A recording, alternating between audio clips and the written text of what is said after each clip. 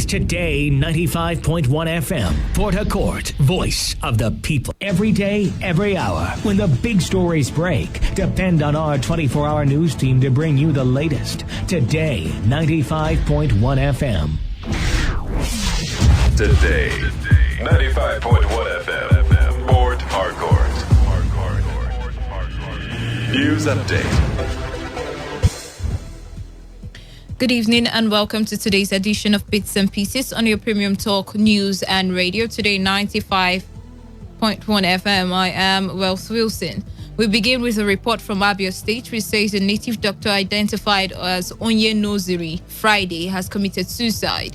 Reports said the lifeless body of Friday was discovered at his home in Upakiri village in Obingwa local government area of the state.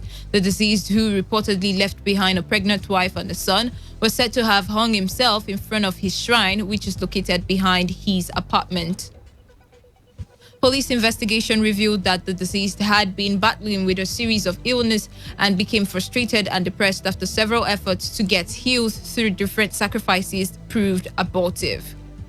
Similarly, a 24-year-old man, simply identified as Matthew, is reported to have been found dead near Poloko Market in Warri South local government area of Delta State. While details of the cause of his death are still sketchy, the state's Commissioner of Police, CP Mohammed Hafiz Inuwa, described the death as sudden and unnatural. Report says the man's family had found him with an empty container suspected to be that of an insecticide believed to have been ingested by the deceased. In the Federal Capital Territory, a 23-year-old lady, simply identified as Rejoice, is reported to have committed suicide by drinking a substance suspected to be insecticide.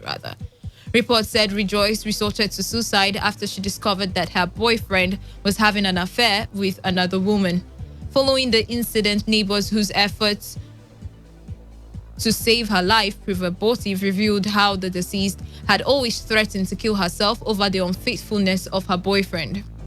A high court in Osun State is reported to have sentenced two men to death over their involvement in the murder of a female student.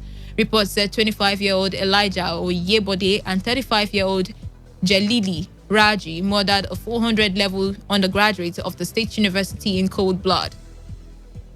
The court heard that the lifeless body of the student was later discovered along Egbeda Iragbije Road in Borikpe local government area of the state. While in court, 35-year-old Oyebode alleged that Raji had instructed him to bring a young lady for a ritual purpose and gave him a charm to make her unconscious